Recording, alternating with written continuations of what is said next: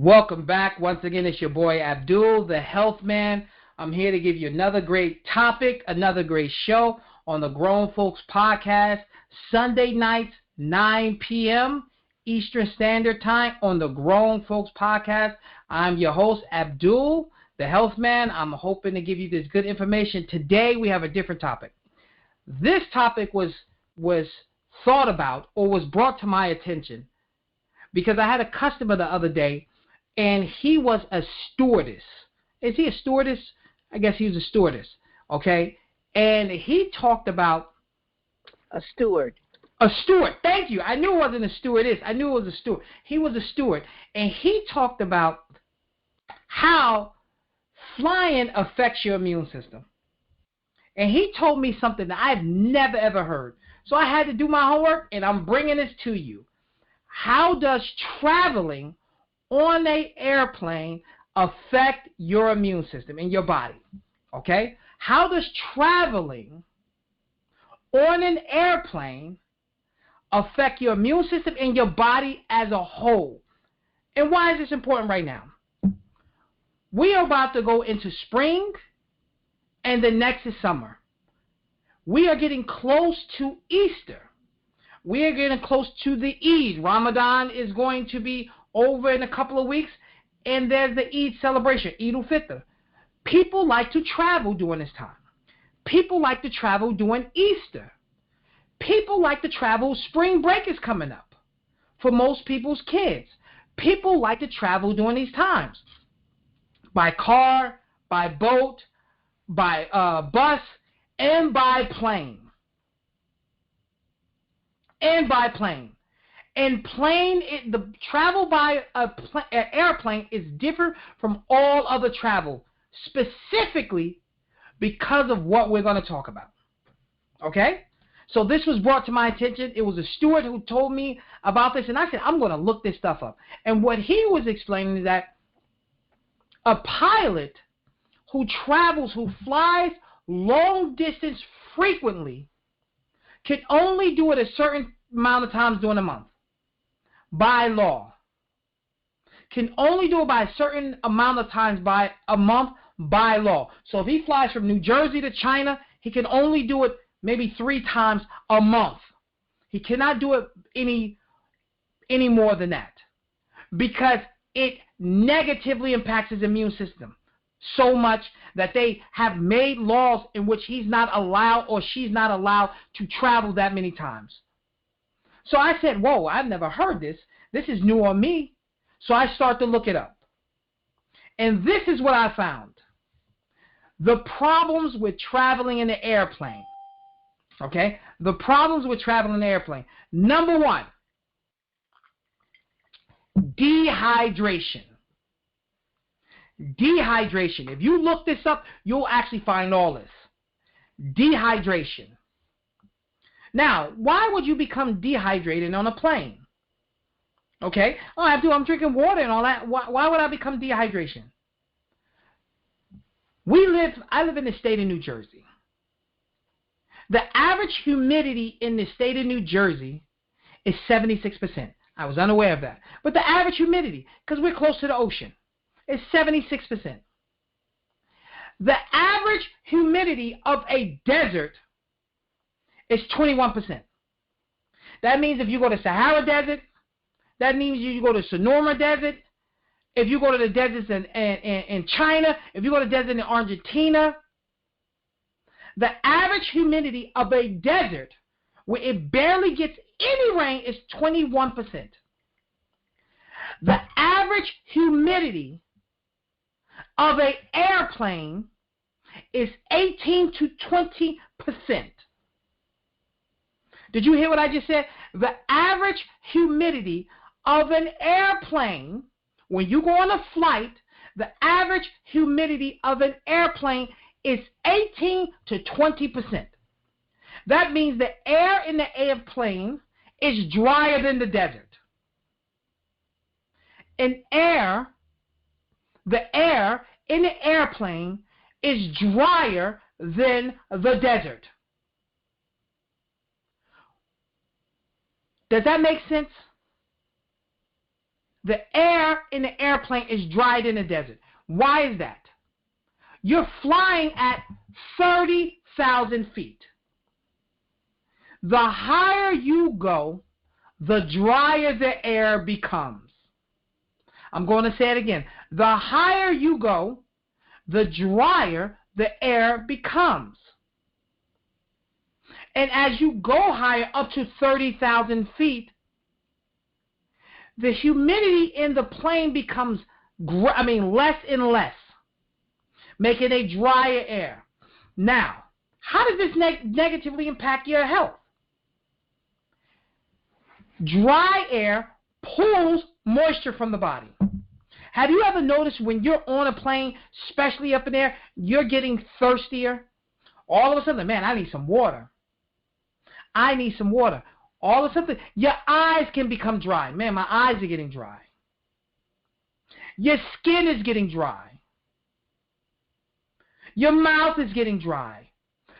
Sometimes people nosebleed on an airplane. People nosebleed on an airplane because the humidity is so low that it can crack the blood vessels in your nose. You've ever been in a house where it's so dry, you have dry air heat or dry heat, that it makes it hard for you to, you be like, man, my nose. You've seen people nosebleed from dry heat. It's hard to breathe in dry heat. Same way with high humidity, but it's hard to breathe in dry heat. When the humidity is very low, it makes the skin itchy. It makes it uncomfortable. Not only does it make it uncomfortable, dehydration negatively impacts the immune system. As I drink some water. Dehydration negatively impacts the immune system. Dehydration thickens the blood. It thickens the blood. If the blood is less moisture in there, you are dehydrated. It thickens the blood. It slows down the movement of white blood cells. Dehydration. It makes you fatigued. When you are dehydrated, you become tired. Dehydration. It affects your memory. Dehydration. All coming from not having enough fluid. And why do you not have enough fluid? Because the air around you is sucking it out of you. Because the average humidity in a plane is between 18 and 20%, where the average desert has 21%. Being in the airplane, flying at 30,000 feet, is like being in the driest desert you can be in. And the driest desert, I forgot the name of it, is in Argentina. Or Chile. It's Chile.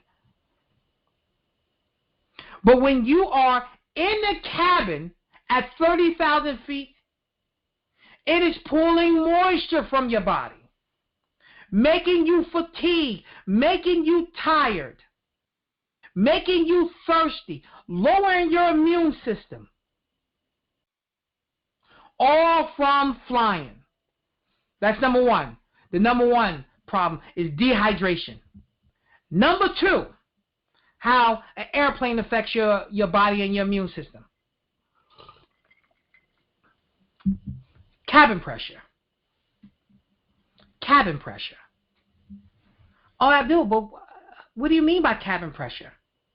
When you are flying at 30,000 feet in the air, when you are flying at 30,000 feet in the air, you have a cabin pressure of about 8,000 feet in the air. So the misconception is people think that when you're flying at 30,000 feet, the cabin pressure is at 30,000 feet. No, that is not good for the body in general. But the average cabin pressure, because the cabin is pressurized, so you don't feel like you're flying at 30,000 feet, but they make it feel as though you're flying at 8,000 feet. 8,000 feet. I'm going to teach you something. I'm not even going to teach you something. Have you ever heard of in a stadium called Mile High Stadium? If you ever watch football or anything like that, if you watch basketball, if you watch baseball, they have three teams. You have the Denver Broncos, you have the Colorado Rockies, and you have the Denver Nuggets. They all play at an elevation of 5,000 feet above sea level. 5,200 feet. That's 1 mile up. They are a mile-high stadium. Denver Broncos Stadium is called the Mile High Stadium. One of the problems with playing at that high elevation, if you are not accustomed to that elevation, it takes a toll on your body. Athletes talk about when you go there, you become tired. It's harder to breathe. It zaps your energy. And that is at 5,000 feet above sea level. You are feeling the pressure of 8,000 feet above sea level. Those cabin pressure negatively impacts your oxygen levels. Okay? It negatively impacts your oxygen levels. You want to learn something? You want to learn something? Check this out. You feel jet lag not from the time change. You feel jet lag from the cabin pressure. I'm going to say it again. You do not feel jet lag because of the time change. You feel jet lag because of the cabin pressure. When you are dealing with cabin pressure of 8,000 feet above sea level, that is reducing your oxygen levels in your blood, making you fatigued.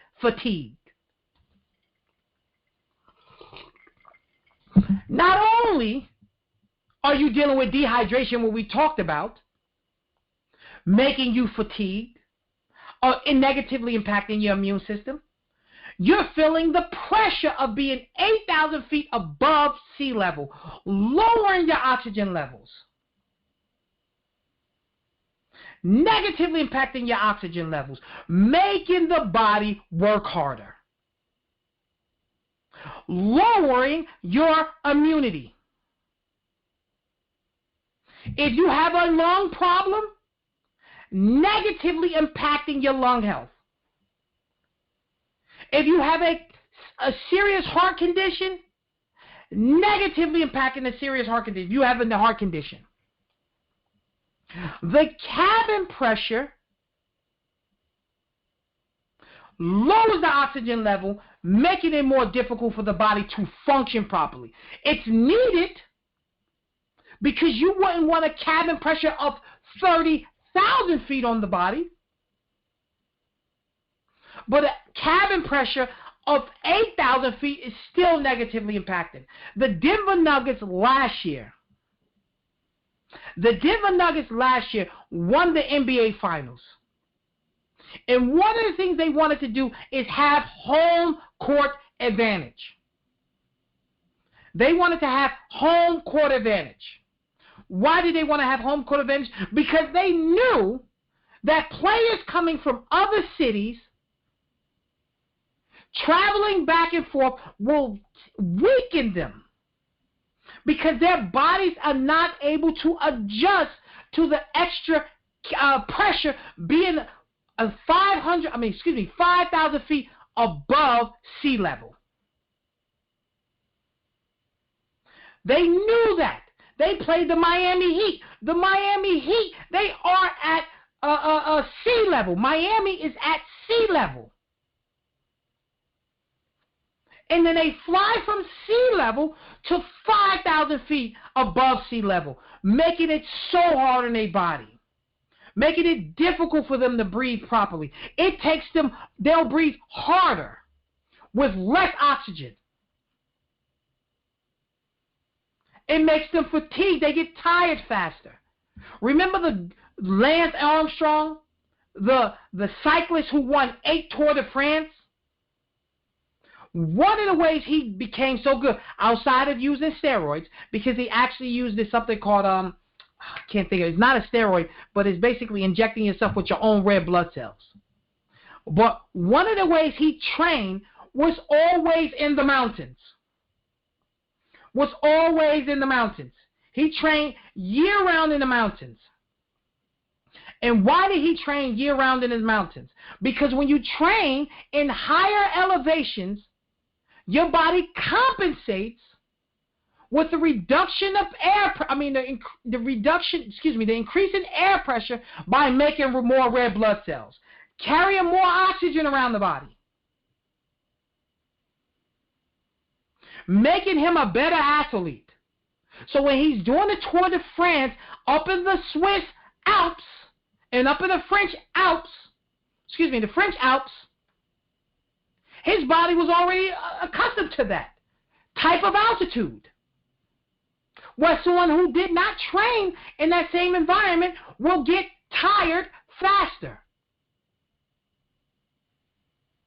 The same thing happens to your body when you go 8,000 feet cabin pressure. It makes you tired. It makes you fatigued. It lowers your oxygen levels because your heart is working overtime to keep the oxygen levels high enough in the bloodstream because of that extra pressure. Very difficult.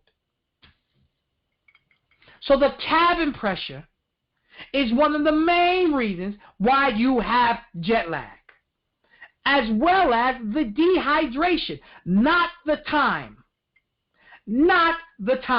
Flying from LA to New York should not make you feel so tired. But it does because of the dehydration and the increase in cabin pressure, making your body feel as though it's at 8,000 feet above sea level, negatively impacting your health. Okay? So that's number 2.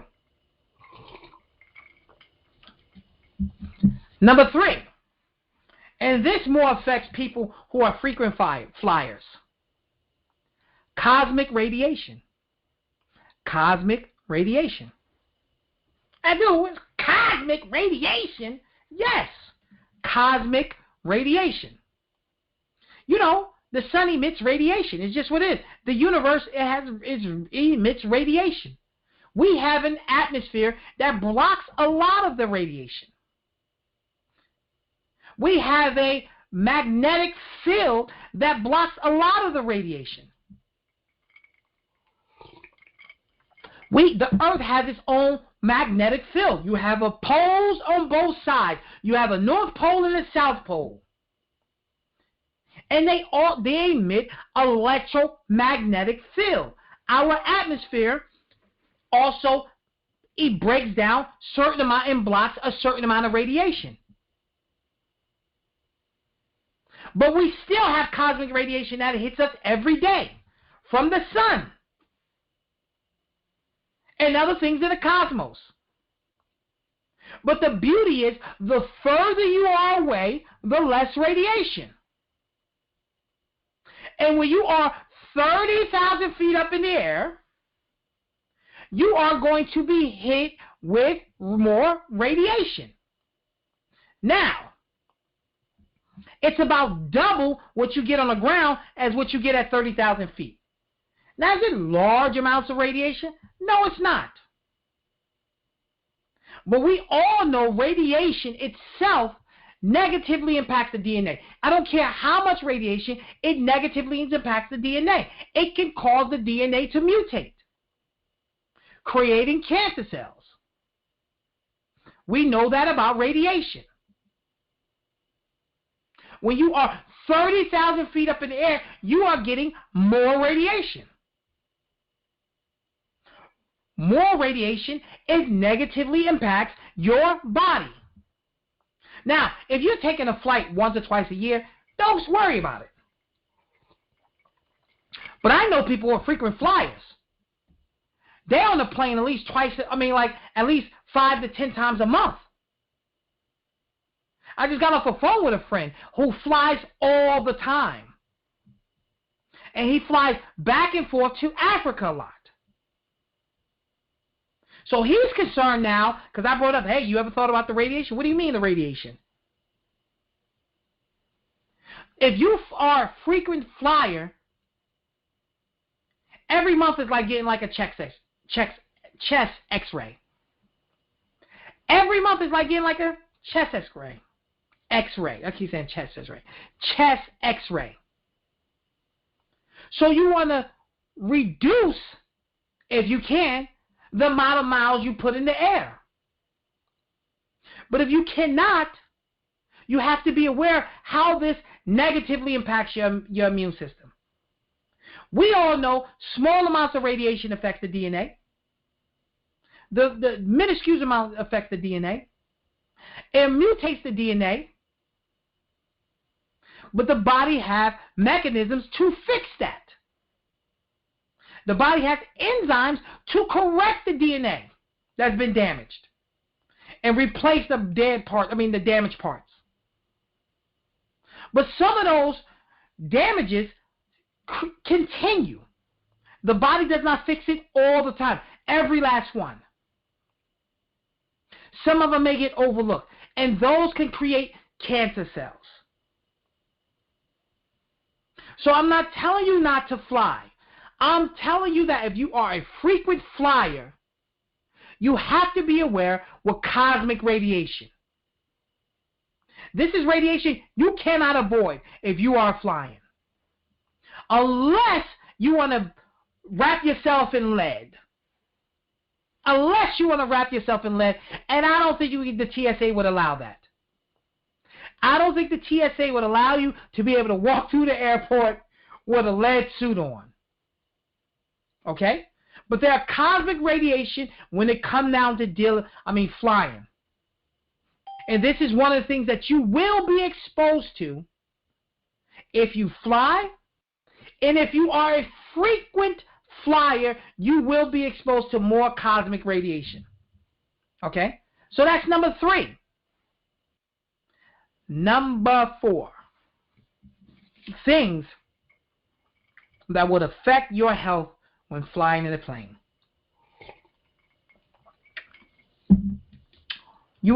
Some people develop digestive issues. Digestive issues. Now, what do I mean digestive issues? You ever been on a plane, all of a sudden your stomach is bubbling? All of a sudden you so gassy. You ain't even eating nothing, you gassy. You know what I'm saying? You having all these issues. You're belching. You're bloated. All of a sudden, acid reflux may start acting up. You have stomach discomfort. Why is that? Why is all these happening? We talked about, in number 2, when we talked about these issues, was atmospheric pressure. We talked about at 8,000 feet above sea level, the atmospheric pressure that your body feels lowers your oxygen levels. Right? It lowers your oxygen levels. Another thing atmospheric pressure does, especially in your gastrointestinal tract, it causes gases to expand. You didn't even eat nothing. Why are you gassy? All of a sudden your stomach is bubbling. Why is that? Because you have bacteria in your gut that naturally produce gas. Naturally produce gas. When they are consuming their food, their byproduct may be sulfur gas, maybe methane gas. They are producing gas. When the atmospheric pressure changes, your body feels it. Your body feels it. Guess what else happens? Gases expand and contract. But at 8,000 feet, they expand, causing you to have bloating, causing you to have gastrointestinal issues. And it doesn't help that they're feeding you trash, too, on the plane. Oh, give you a bag of peanuts. Give you a bag of pretzels. You know? Oh, you want vegetarian or beef or chicken. Oh, okay. They give you. It doesn't help that the food they're giving you is not the healthiest.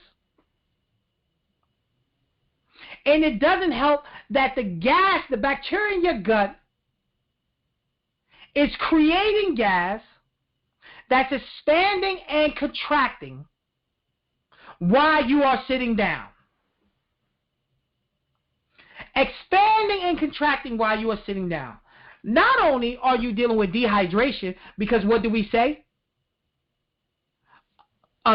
New Jersey average humidity is 76%. A desert average humidity is 21%. And the plain average humidity is 18 to 20%, drier than a desert. Not only did we talk about that, did we talk about the atmospheric pressure in the plane of being at 8,000 feet and how it affects your oxygen levels and how it affects your lungs and all those other things like that? That same atmospheric pressure is now affecting the bacteria in your gut. You don't think the bacteria in your gut knows the difference? They can't fill 8,000 feet above sea level? When they produce their gases, how it affects your gut, how it causes those gases to expand, causing you discomfort. And then you try to hold on to the gas because you're trying not to be rude to the person behind you. In which that gas causes you more discomfort, causing it to be absorbed into the bloodstream, and it causes it to be eliminated through the lungs, making you have funky breath. Okay? So the discomfort comes from gastrointestinal issues and the expansion of gas in the guts, in the intestines, in the small and large intestines. So, gastro discomfort. And another one, number 5, is cardiovascular issues. How does flying in a plane or traveling in a plane affect your cardiovascular? It all has to do with number 1 and number 2. Dehydration and cabin pressure. You ever took a long flight? I think most people have taken a long flight. And I'm talking about a long flight. I'm talking about anything over 4 hours. I'm not talking about a 2-hour flight. I'm talking about anything over 4 hours. My longest flight was 14 hours. Longest flight was 14 hours. Straight. 14 hours straight.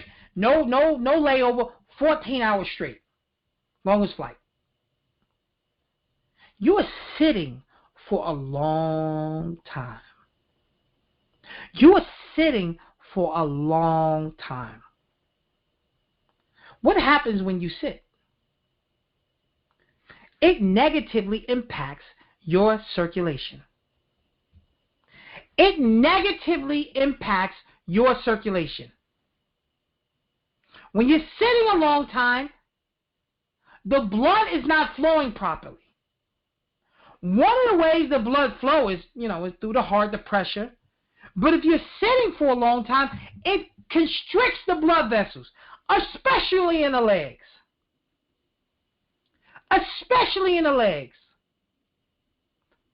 One of the things they do when you go on a long flight, they tell people to get up and walk around.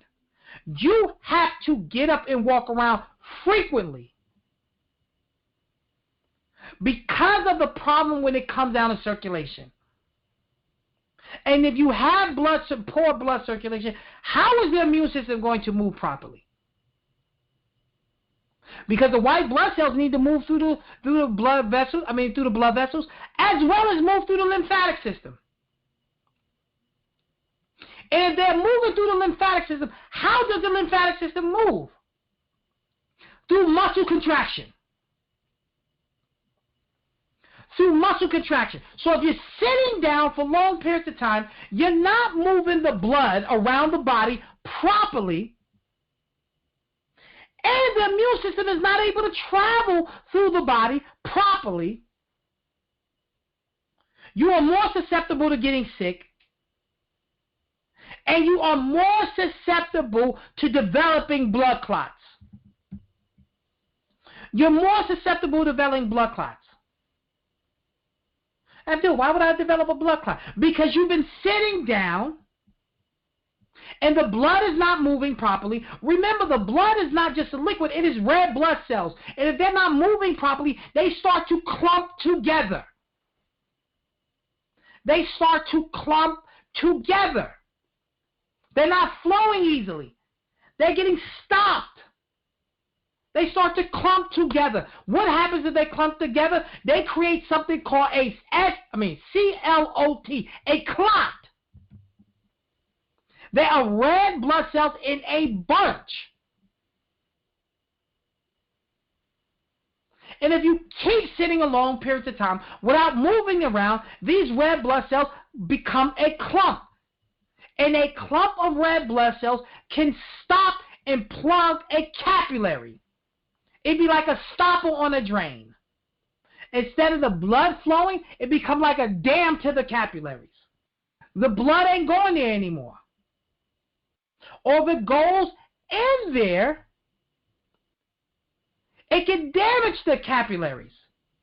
It can break open a capillary.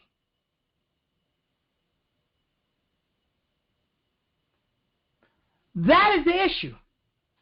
Blood clots are clumped up red blood cells. And poor circulation by sitting down for hours at a time, not moving around, will give you in danger of having a blood clot.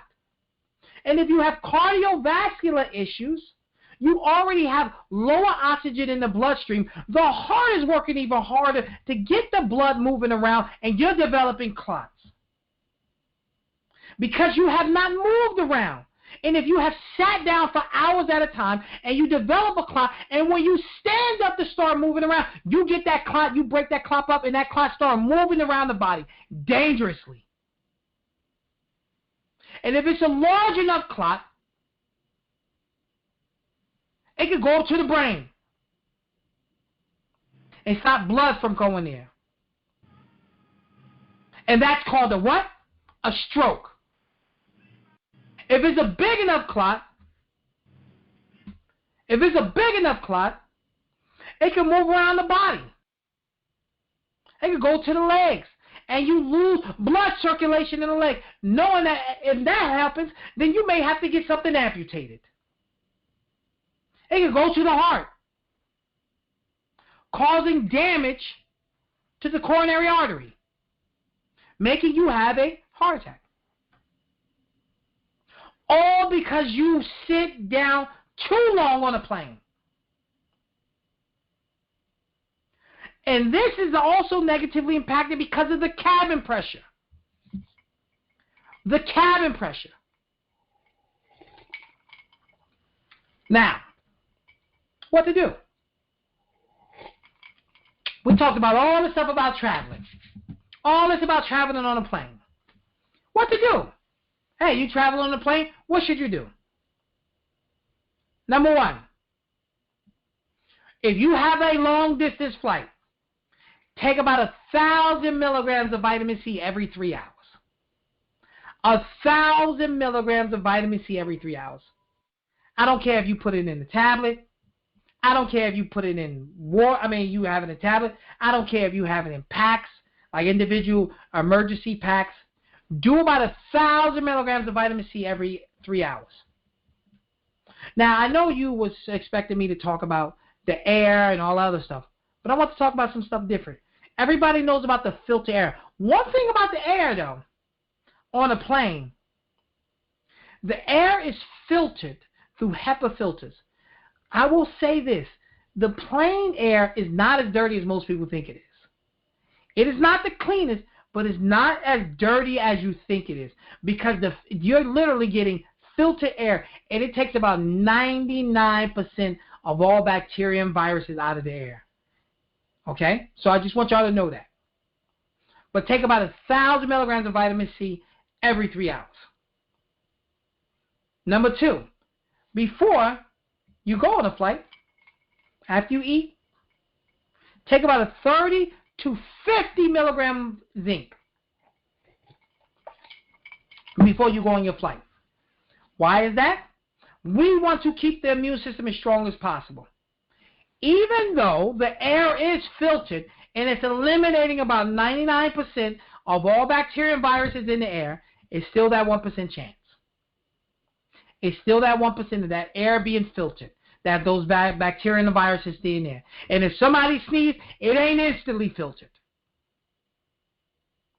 Okay? If somebody is coughing, it's not instantly filtered. It ain't like the cough, and the cough is like, and it goes right up in there and filters it out.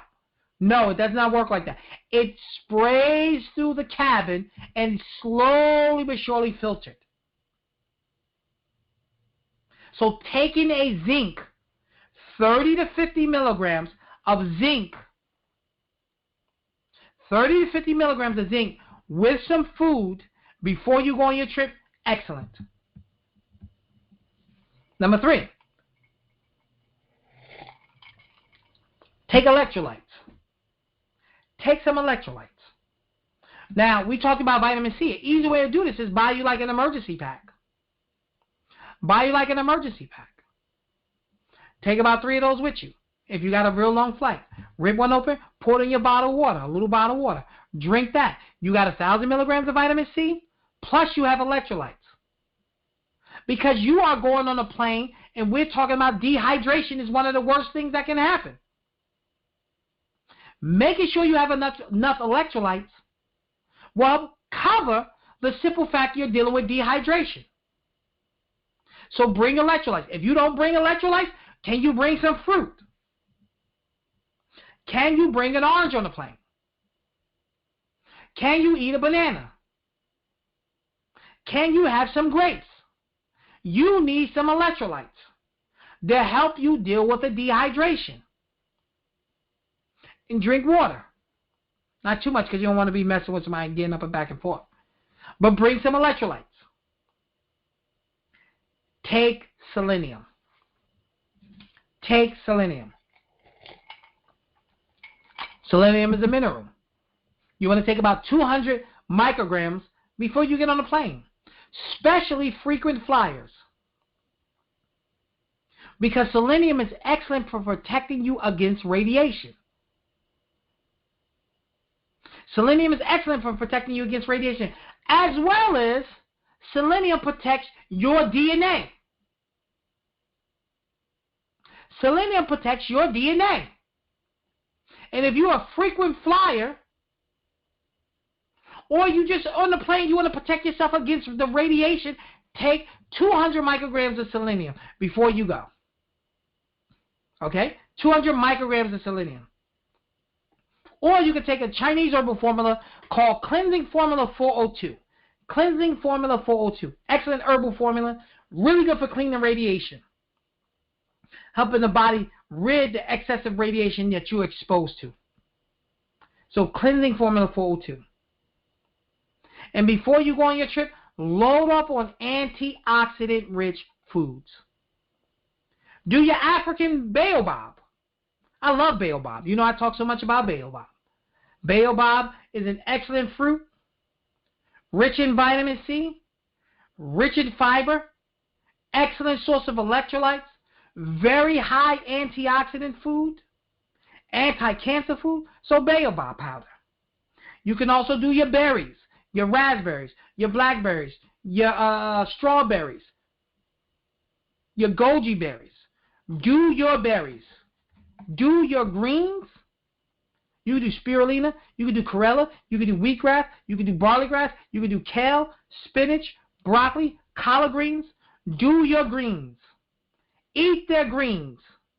Because those things are going to alkaline, detoxify, and they are rich in antioxidants.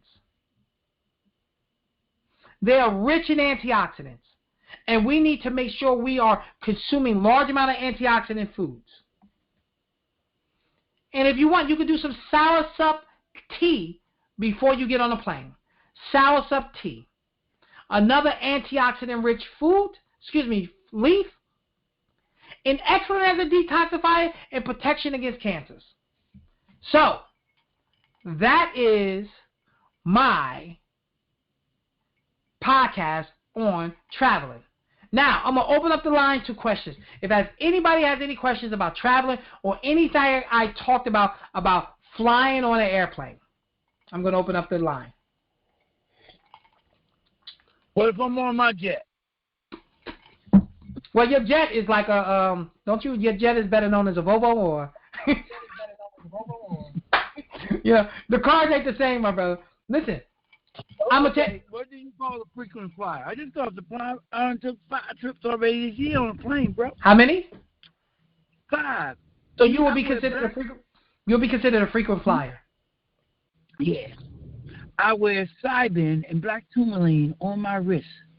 I'm in a bubble. Whatever them toxical things coming out, they don't bother me. Well, that may be cool.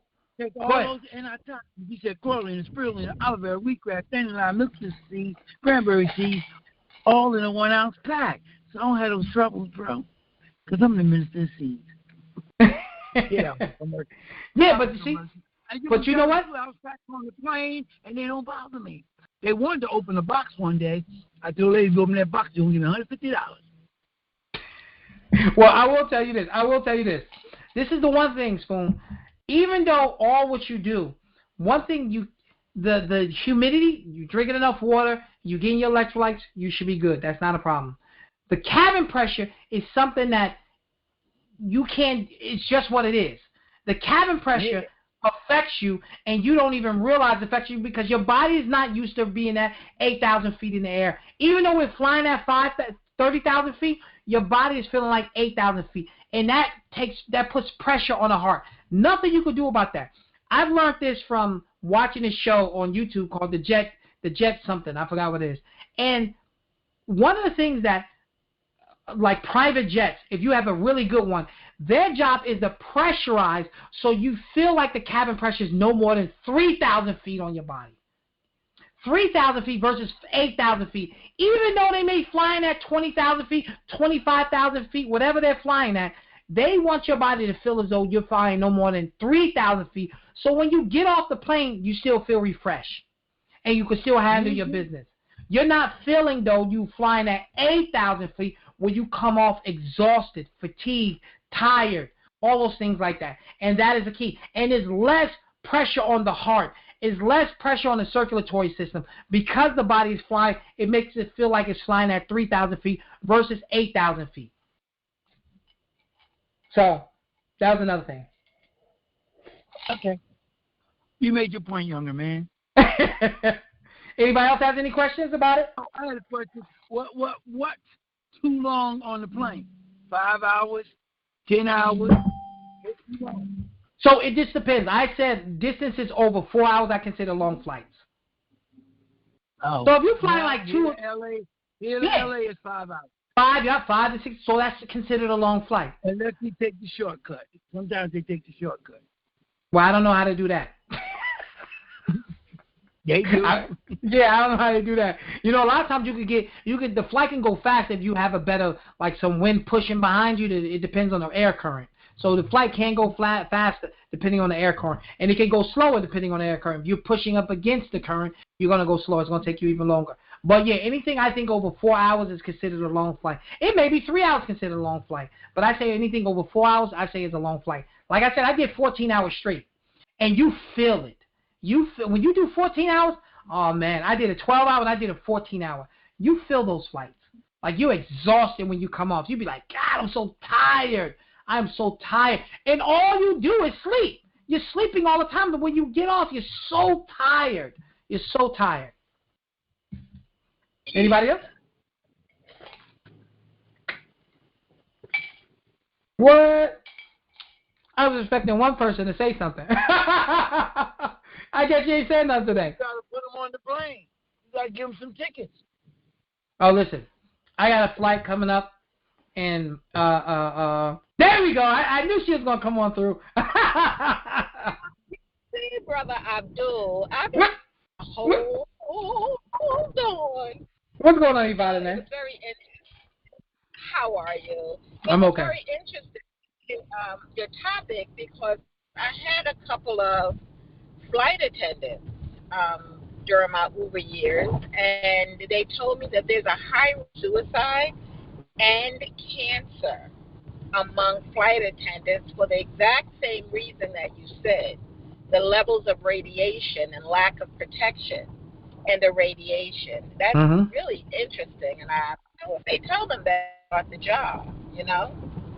Listen, Yvonne, like you weren't in the beginning. This topic came up because I met a steward who was explaining that pilots who do real long distance travel flights, they can do it only a certain amount of times a month because it negatively impacts their immune system so much that they have to take breaks in between.